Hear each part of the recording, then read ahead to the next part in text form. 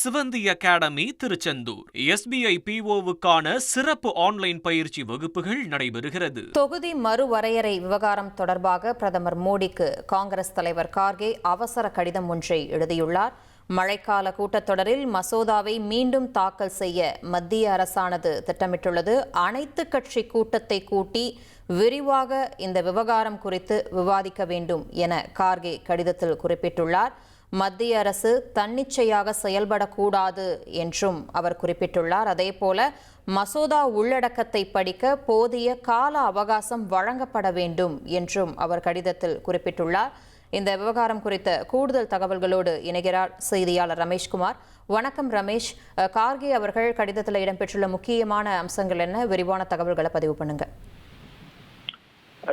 தொகுதி மறுவரையறை மசோதாவை நாடாளுமன்ற மழைக்கால கூட்டத்தொடரில் அறிமுகப்படுத்துவதற்கு முன்பாக அனைத்து கட்சி கூட்டத்தை கூட்டி அது தொடர்பாக விரிவாக விவாதிக்க வேண்டும் என காங்கிரஸ் தலைவரும் மாநிலங்களவை எதிர்க்கட்சி தலைவருமான மல்லிகார்ஜுன் கார்கே பிரதமர் மோடிக்கு கடிதம் ஒன்றை எழுதியிருக்கிறார். இந்த கடந்த ஏப்ரல் மாதம் போதிய பெரும்பான்மை இல்லாததால் தோற்கடிக்கப்பட்ட தொகுதி மறுவரையறை மசோதாவை எதிர்வரும் நாடாளுமன்ற மழைக்கால கூட்டத்தொடரில் மத்திய அரசு மீண்டும் கொண்டு வர இருப்பதாக பரவலாக ஒரு செய்தி வெளியாகி வருகிறது. உண்மையில் மத்திய அரசு அதனை கொண்டு வரப் போகிறார்களா இல்லையா என்பது இன்னும் உறுதியாகவில்லை. இருப்பினும் ஊடகங்களில் வெளியாகக்கூடிய இந்த செய்திகளை மேற்கோள் காட்டி பிரதமர் மோடிக்கு மல்லிகார்ஜுன் கார்கே இந்த கடிதம் ஒன்றை எழுதியிருக்கிறார். குறிப்பாக இந்த மசோதாவை கொண்டு வருவதற்கு முன்பு இது தொடர்பாக அனைத்து கட்சிகளையும் கூட்டி விரிவாக விவாதிக்க வேண்டும் என்று அந்த கடிதத்தில் குறிப்பிட்டிருக்கிறார். ஏற்கனவே கடந்த ஏப்ரல் மாதம் மத்திய அரசு மகளிர் இடஒதுக்கீடு மற்றும் தொகுதி மறுவரையறை மசோதாவை கொண்டு வந்த போதே இது குறித்து விரிவாக விவாதிக்க அனைத்து கட்சி கூட்டத்தை கூட்ட வேண்டும் என நாடாளுமன்ற விவகாரத்துறை அமைச்சர் கிரண் ரிஜிஜுக்கு தான் கடிதம் எழுதியதாகவும், ஆனால் அந்த கடிதத்தை அவர்கள் பொருட்படுத்தவில்லை என சுட்டிக்காட்டியுள்ள கார்கே, இந்த முறையாவது இந்த மசோதாவை கொண்டு வருவதற்கு முன்பாக அனைத்து கட்சி கூட்டத்தை கூட்டி விவாதிக்க வேண்டும், இதில் தன்னிச்சையாக ஒருதலை போக்குடன் செயல்படக்கூடாது என்று சுட்டிக்காட்டியிருக்கிறார்.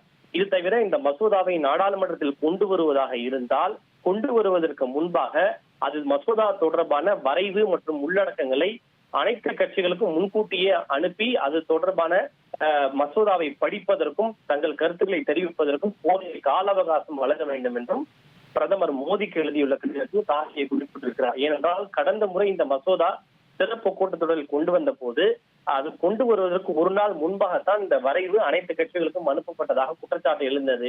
இப்படி அவசரமாக இந்த மசோதாவை கொண்டு வந்தால் இதனை எப்போது நாங்கள் படித்து பார்த்து அதன் மீது எப்படி தங்களுடைய கருத்துக்களை முன்வைப்பது என்று எதிர்கட்சிகள் தங்களுடைய குற்றச்சாட்டுகளை முன்வைத்தனர்.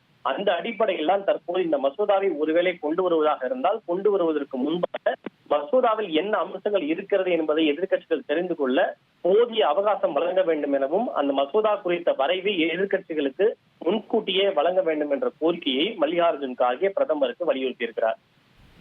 நன்றி ரமேஷ்குமார், உங்களுடைய விரிவான தகவல்களுக்கு. தொகுதி மறுவரையறை விவகாரத்தில் பிரதமர் மோடிக்கு காங்கிரஸ் தலைவர் கார்கே அவசர கடிதம் எழுதியுள்ளது கவனம் ஈர்த்துள்ளது. மழைக்கால கூட்டத்தொடரில் மசோதாவை மீண்டும் தாக்கல் செய்ய மத்திய அரசானது திட்டமிட்டுள்ள நிலையில் அனைத்து கட்சி கூட்டத்தை கூட்டி விரிவாக விவாதிக்க வேண்டும் என கார்கே கடிதத்தில் வலியுறுத்தியுள்ளார். அது குறித்த முக்கிய செய்தியை நாம் பார்த்துக் கொண்டிருக்கிறோம். சிவந்தி அகாடமி திருச்செந்தூர் SBI PO-வுக்கான சிறப்பு ஆன்லைன் பயிற்சி வகுப்புகள் நடைபெறுகிறது.